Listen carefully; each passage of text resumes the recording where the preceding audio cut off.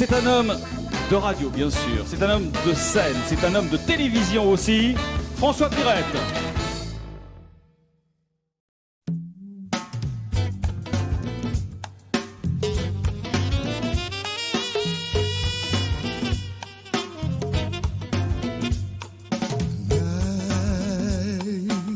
And stars that shine above so bright, the moon within its fading light that shines upon our Caroline.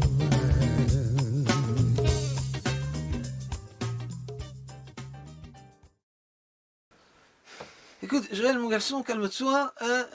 Il faut pas rester comme ça. Parle-moi à corps ouvert. Tu sais que tu peux me faire confiance. Je crois que je ne t'ai jamais vu aussi anxieux, pour ne pas dire inquiet. Si je ne te connaissais pas, franchement, je crois que je ne t'aurais pas reconnu.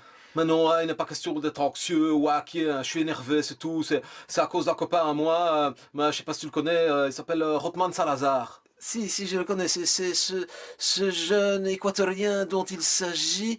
On en parle partout dans les journaux télévisés autant que parlé, et qui risque d'être reconduit hors de nos frontières. Enfin, tu me diras, on l'a déjà amené à Zaventem pour certains, il a déjà passé la frontière, enfin qu'importe. Pour un problème de défaut de papier d'identité, c'est bien de cela dont il s'agit? Bah, qu'est-ce que tu viens avec des problèmes de papier d'identité? On met pas les jeunes en prison pour ça, tu te rends compte qu'un contrôle dans la rue, on le met en prison? Il n'avait jamais rien fait, c'est un jeune que je le connais, il n'avait jamais fait de vagues. Oui, mais Joël, sans vouloir te contredire, je pense que le problème n'est pas de faire des vagues, de ne pas faire des vagues. Je crois qu'avant tout, le problème de tous ces jeunes est un problème d'intégration. Bah, qu'est-ce que tu vas me chercher des problèmes d'intégration? Il n'a pas à être intégré. Ça fait des années qu'on vit ensemble. On est dans la même classe. Je savais même pas, moi, qu'il n'était pas belge. Tu te rends compte? On est dans la même école. Oui, d'accord, il était à l'école avec toi, mais ça ne suffit peut-être pas, hein, Joël. Hein. Pour commencer, est-ce que ce garçon parle-t-il bien le français? Parce que s'il parlerait bien le français, peut-être que ce serait plus Bah, facile. évidemment qu'il parle bien le français. Hein. Il parle mieux le français que toi et moi. Enfin, surtout que toi.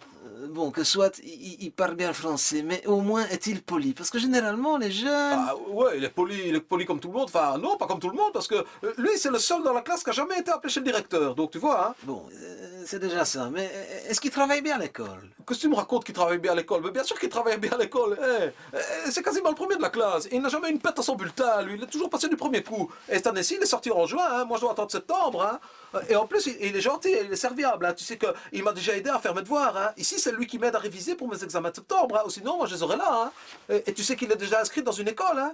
Parce que lui, il va réussir, il va faire électromécanicien, je sais pas quoi, c'est compliqué, c'est une tête à lui, qu'est-ce que tu crois? Et tu sais que quand il est sorti de la classe cette année-ci, la prof, elle a dit que c'est peut-être le seul de nous autres qui ne connaîtrait jamais le chômage. Hein. Voilà, hein, là, il faut plus chercher, hein, Joël. Hein. Je le savais dès le départ que c'était un problème d'intégration. Écoute, il faut savoir ce qu'on veut, Joël. Tu me dis que ce garçon est poli, qu'il est serviable et qu'il n'est certainement pas fainéant, qu'en plus il parle correctement le français. Visiblement, il fait de brillantes études, il a un projet d'avenir, et on lui dit qu'il ne connaîtra peut-être jamais le chômage. Comment veux-tu qu'on le prenne pour un Belge? Jamais, hein, Joël, ça. Il ne sera jamais intégré. Oh, mais qu'est-ce qu'il faut alors? Je ne sais pas, moi, il le cherche peut-être aussi. Au lieu de jouer correctement au football, est-ce qu'il joue au football? Oh non, ça, au foot, il est nul. Bah, il faut dire qu'il étudie, il n'a pas le temps non plus. Hein. Mais voilà, au lieu de jouer au football, il aurait joué correctement au football. Il aurait eu sa naturalisation tout de suite. En Belgique, tu joues bien au football. Hop, t'es belge d'office, tu comprends. Il faut qu'il fasse un petit effort aussi. Hein. Enfin, je ne lui veux pas de mal à ton camarade. Hein. Ouais, mais qu'est-ce qui va se passer alors? Ce qui va se passer, ça je ne sais pas, hein, moi, Joël. Hein. Je ne suis pas devin, mais ce que je peux te dire, c'est que si ton camarade n'est pas d'accord, on risque de lui appliquer la technique dite du coussin ou de l'oreiller. Quel coussin, l'oreiller, c'est quoi? Rassure-toi, c'est une technique tout à fait inoffensive, c'est une grande spécialité belge, c'est-à-dire qu'on va emmener ton camarade dans un avion, hein, après l'avoir séparé de force de sa famille, Ouais. on va le ramener dans son pays d'origine, enfin d'origine c'est beaucoup dire parce que généralement il ne sait même pas où il va, hein, et s'il n'est pas d'accord, sache qu'il peut pleurer, il peut gémir, il peut gesticuler, de toute façon la Belgique a inventé la technique de l'oreiller. C'est-à-dire qu'une fois arrivé chez lui, séparé de sa famille, ne t'inquiète pas, le Belge, c'est pas ça qui l'empêchera de dormir sur ses deux oreilles.